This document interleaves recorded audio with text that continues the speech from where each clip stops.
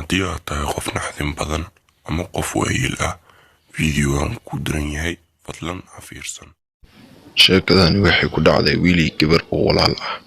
sheekadana waxay u dhacaysaa sida tan. anigu waxaan ahaa qof wanaagsan oo dhigato jaamacadda. maalin maalmaha ka mid ah waxaan is iri walaalkaa filim la fiirso. xoogaa kadib waxaan arkay walaalkaygu aad u xanaaqay. wuxuuna igu yiri fadlan halkan ka tag qolkaagana gal. anigu waxaan ku dhahay walaal maxaa kaa qaldan, maxaase kaa sameeyey? laakiin aad ayuu ugu sheeqeyliyey. wuxuu igu yiri qolkaaga gal, hadal dambe igu soo celin.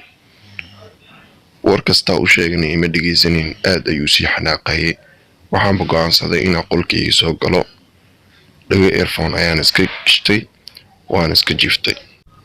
xoogaa kadib waxaanba arkay hooyadii ugu dul qaylinayso. waxaana igu tiri walaalkaa arrin naxdin leh ayaa ku dhacay ee soo orod. walaalkaa wuu suuxay, afka ayuuna xumba ka keenay. adiga ayaana guriga isla joogteen, maxaad ku dhacay? maxaase lagu sameeyey? intaa joogtay qof miyaa guriga soo galay ayay igu tiri. arrinkii ayaa soo xasuustay, waana iska aamusay. hooyadayna waxba uma sheegin. markaan walaalkay isbitaalka ugu imaaday wuu igu qayliyey, wuxuuna igu yiri iga tag. maalmo kadib ayaa wuxuu igu soo galay walaalkay qolka.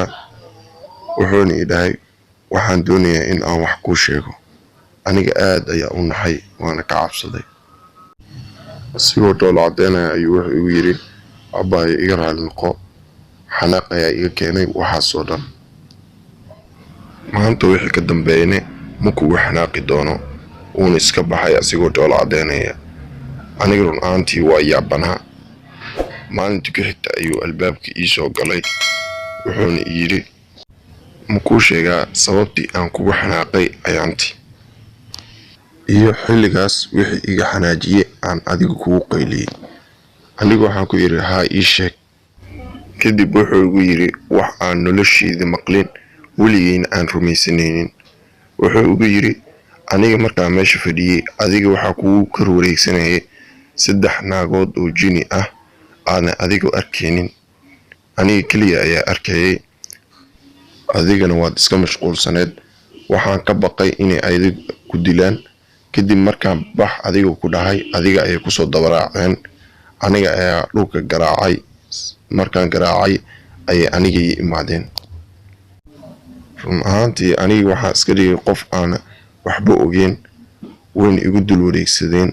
waxay adiga kuu sameyn lahaayeen aniga ayay igu sameeyeen. aadna igaga cabsiiyeen.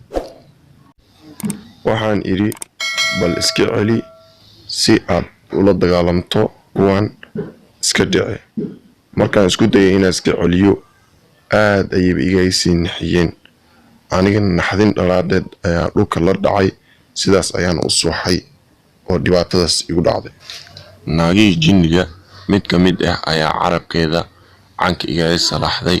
sidaas darteed ayaan la suuxay, afkana xumba wuu keenay. ilaa aan isbitaalka ka tago dhinacayga ayay joogeen, camaha ayayna iga leefayeen.